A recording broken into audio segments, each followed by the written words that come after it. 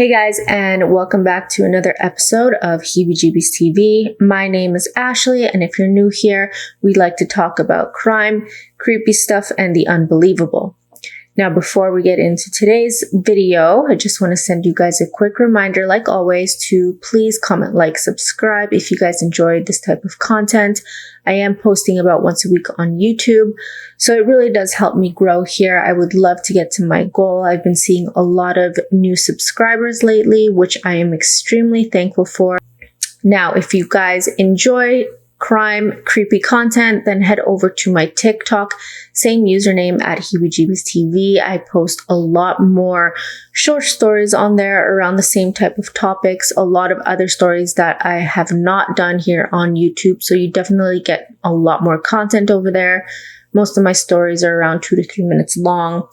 So if that's more your preference, just head over there, give it a look, and let me know what you guys think.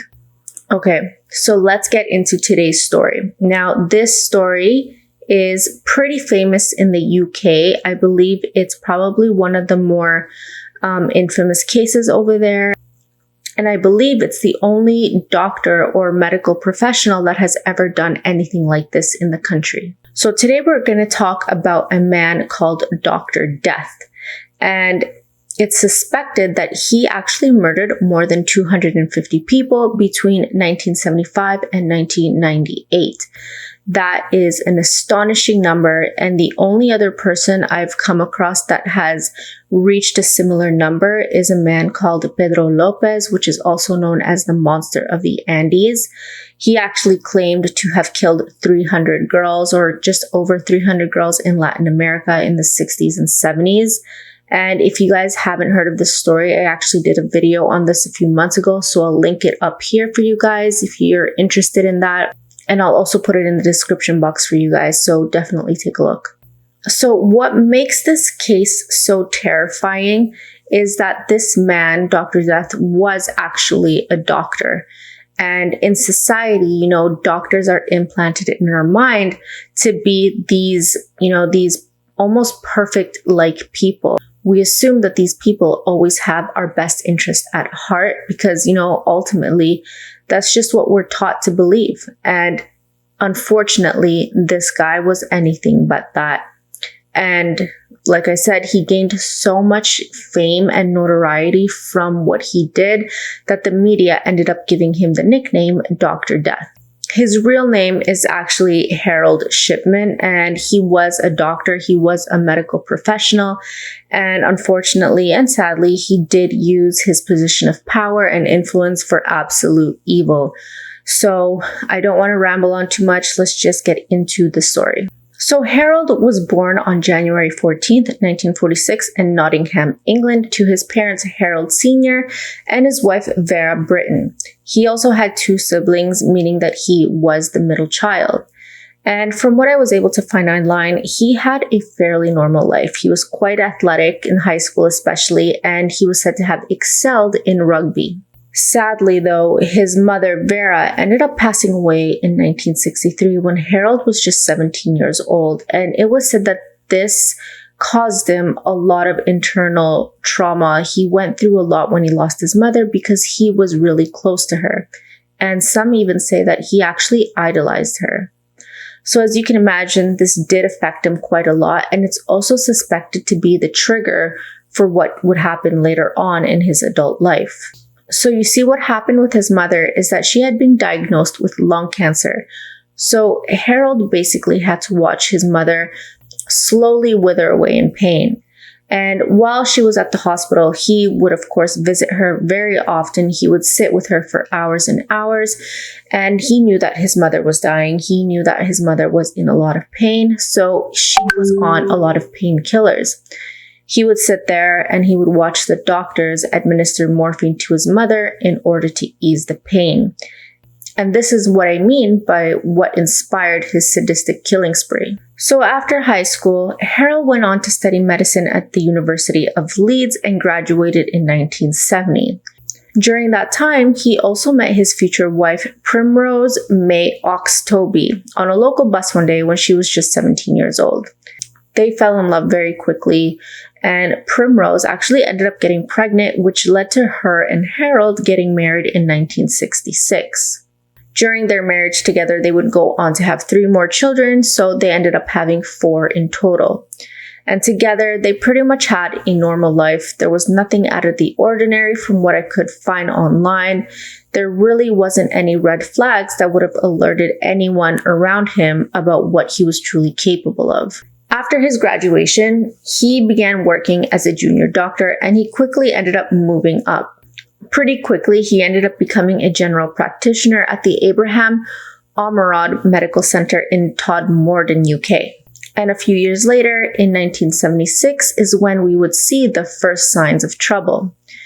Believe it or not, Harold was actually caught forging prescriptions for his own use, specifically for something called pethidine, which is used to treat severe pain.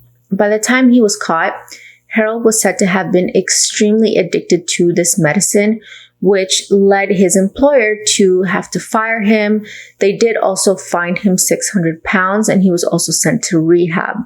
Now, to be honest, I'm not quite sure why his license wasn't revoked at this phase, or why he didn't face a more serious punishment. And I'm curious if it's because the laws in the UK were significantly different back then, or is it because, back then that sort of crime wasn't considered serious enough for someone to have their license revoked. So to give you an example, I live here in Canada, and my sister is actually a nurse. So she gets to know a lot of these rules from a firsthand perspective. And forging a prescription in Canada is actually an indictable offense, or what you would call a felony offense in America. And in Canada, it actually carries a sentence of up to 10 years. So I'm actually quite shocked that Harold was let go with such minimal consequences. Paying £600 as a doctor is not a lot of money. And for him to go to rehab was basically for his own benefit. And then he was just able to continue practicing. So let me know if you guys have different rules, or if you have a different perspective on this, depending where you're from. I would love to know what you guys think.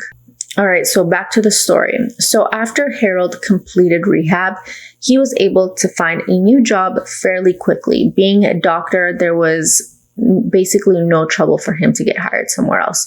So he had landed a job at Donnybrook Medical Center in a town called Hyde, UK in 1977. He would then stay there for the next 15 years before eventually branching out onto his own, building his own private clinic in 1993. So later that year, in 1993, he was able to open up his own practice, and he had actually developed a very good reputation for himself. Clients in the neighborhood and in the community would refer to him as the good doctor. Elderly women were said to have absolutely adored him because he was so highly respected. To the outside world, Harold appeared to be a kind and caring doctor with a fantastic family, and this facade actually helped him register over 3,000 patients in his system. But I can't help but imagine if people only knew what he had actually been doing all of these years. So in 1998, people started getting suspicious, specifically undertakers in the town of Hyde. And the reason that they were getting suspicious was because Harold's clinic had a very high number of people dying, and it was just oddly high, like there was something off about this. Coincidentally, in a nearby clinic around the same town, they did some digging, and they found out that Harold's death rate was actually 10 times higher than the other doctor, which was extremely suspicious. Around the same time, there was a woman called Deborah Massey who worked for a local funeral home. And she had been receiving a very high number of cremation forms coming in from Harold's clinic. If that wasn't enough, there was also a taxi driver named John Shaw, and he recalled taking at least 20 elderly women to see Harold at his clinic. And when he dropped off all of these women, he said that they all appeared to be in good health. There was nothing wrong with them, and later he would find out that they had passed away shortly after visiting Harold's clinic. All these people would then report their suspicions to the Manchester police, And, you would think all of this would be enough to stop Harold or at least probe some sort of serious investigation, but it barely did anything. When police finally began their investigation into Harold because of all of these complaints coming in, it was essentially a botched investigation. From what I was able to find online, it was said that the police didn't even bother checking if Harold had a criminal record or bother checking his medical board file to see if there were any red flags. If they would have at least done that, the bare minimum, they would have been able to see what happened in 1976, that he had been caught forging prescriptions for these substances that he didn't need to be taking. But no matter how much anyone was catching on to Harold, he was always one step ahead, and he had been covering his tracks as much as he could.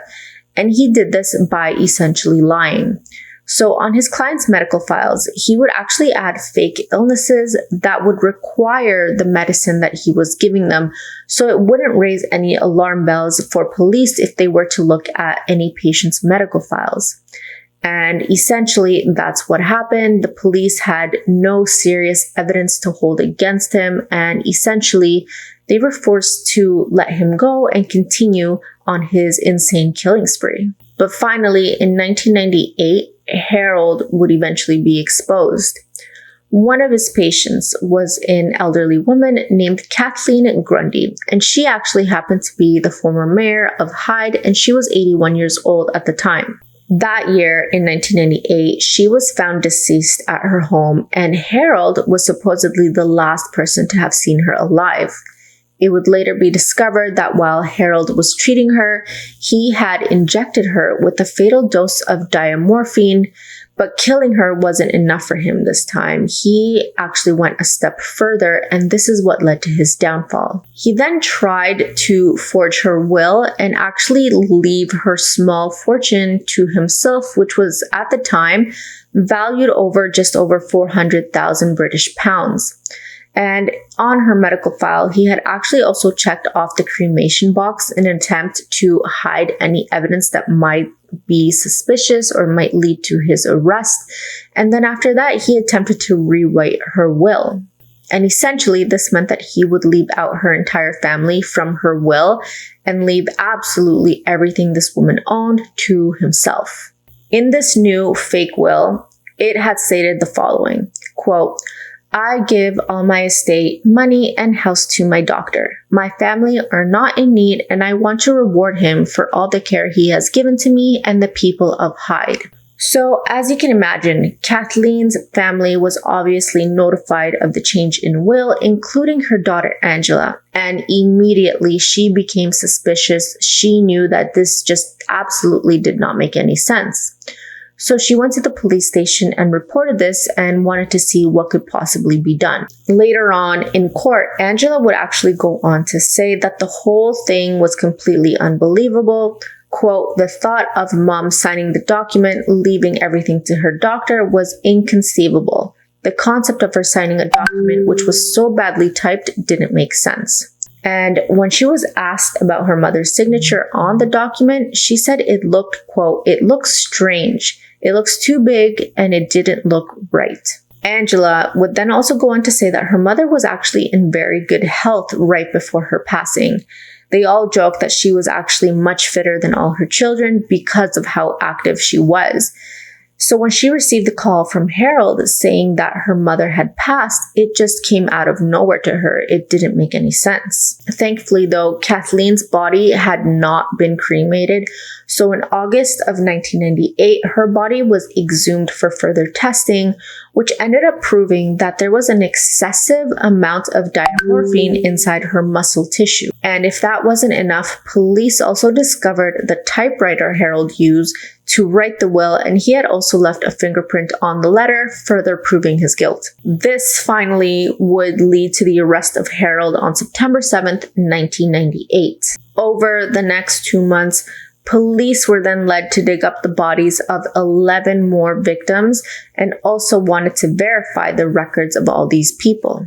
Shockingly, police were then able to confirm that Harold had actually done this to at least 14 more patients of his, where they were all given lethal doses of diamorphine, and that he had also tampered with their medical history to show that they were dying and were in need of this specific medication.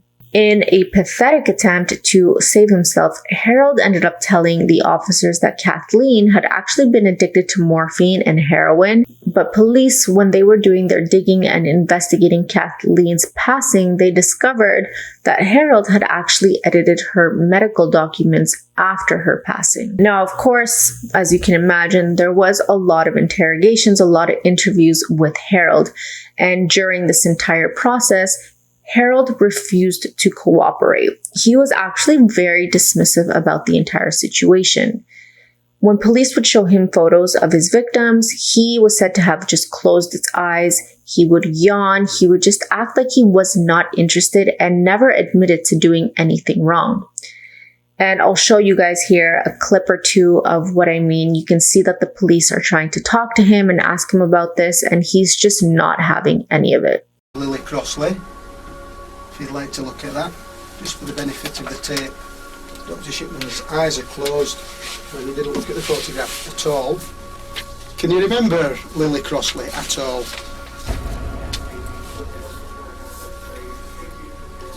Okay, no answer. Then there was this one particular victim that seemed to have triggered Harold for unknown reasons.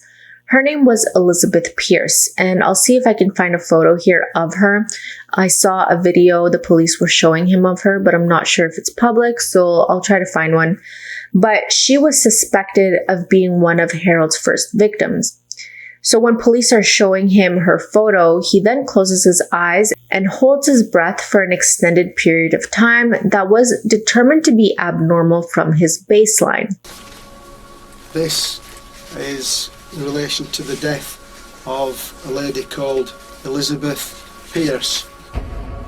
Again, Shipman refused to look at the image of a woman he had probably murdered. That's Elizabeth Pierce. The three ladies there, it's the elderly lady dressed in black. For the benefit of the tape, Dr. Shipman's eyes are closed and he did not look at. So according to behavioral analysts, this was likely a response of primal fear and a potential indicator that Elizabeth must have been somewhat important or significant in his life. But because Harold refused to talk, refused to say anything, we'll never know what actually happened with that relationship. However, so at this point, police did have enough evidence to charge him with 15 murders, but they believe that the actual number was somewhere between 250 and 450 people, but we'll get into that next. So, of course, and thankfully, Harold was found guilty of these murders and he was sentenced to prison in life with a recommendation that he never be released. So he was sent to the Wakefield prison in West Yorkshire to serve his sentence. And during this entire time, his wife Primrose was said to have stuck by her husband loyally and believing the entire time that he was completely innocent. And she had even actually bought a house close to the prison so she could be near him and visit him more often. The only time we know of that she actually doubted him was when she sent a letter to the prison that said, quote, "Tell me everything no matter what." And it's unknown whether or not Harold even replied to her.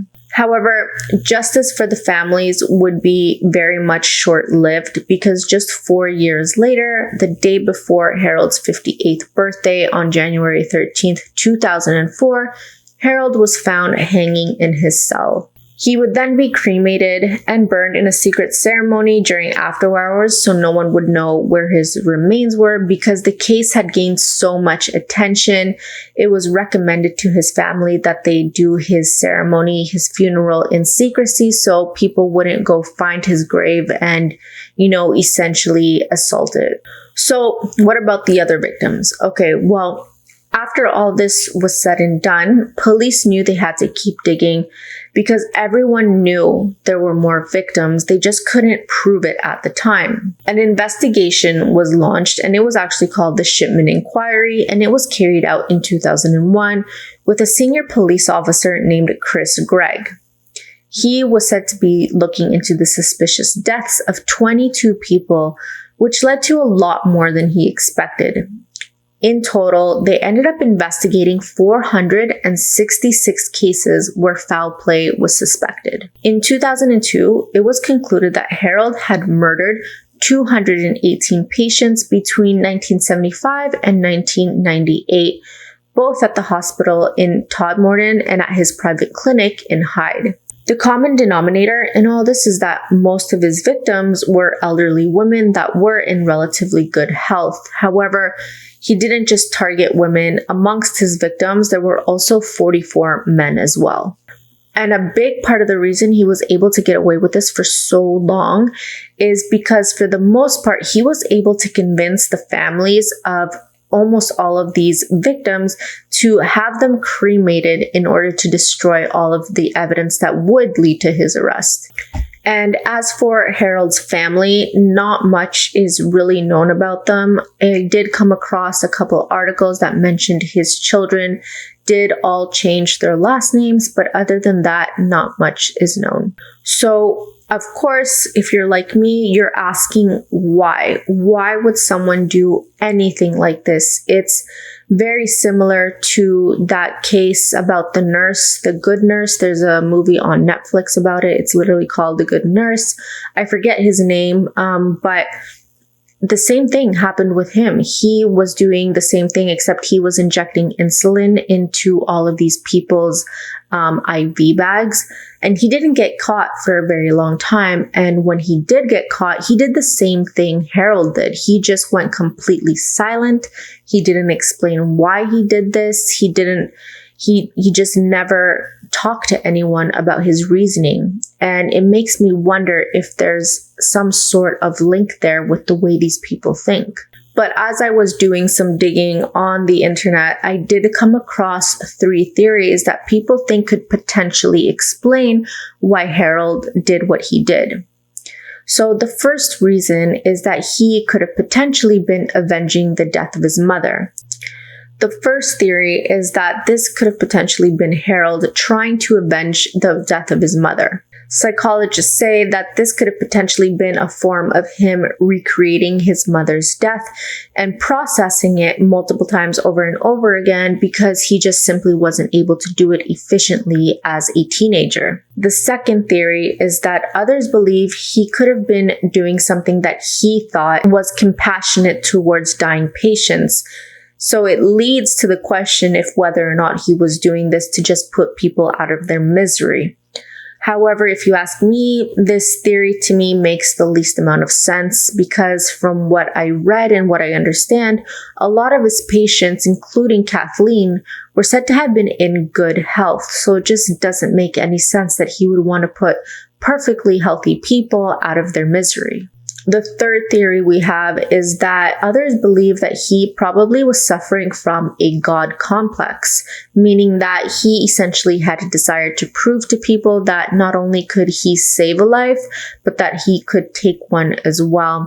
And this was corroborated by some friends that were interviewed. They claimed that he did tend to have a superiority complex to those around him, and even though he portrayed himself as being this kind and caring doctor to his patients in order to gain their trust, to some people around him, he did have an ego and he was somewhat of a narcissist and just,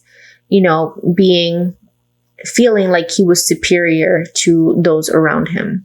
Fortunately, it's not all bad. Thankfully, there was some good that came out of this, and I know it's not justified in any way, but at least all of these people didn't die for absolutely nothing, and I wish there was more that could be done for these people and for their families. But because of what Harold did, many of the laws were changed, and it came to be known as the Shipman effect. What this means is that doctors became much more monitored when it came to prescribing medications. What this meant is that doctors were actually being monitored a lot more, especially when it came to prescribing medications.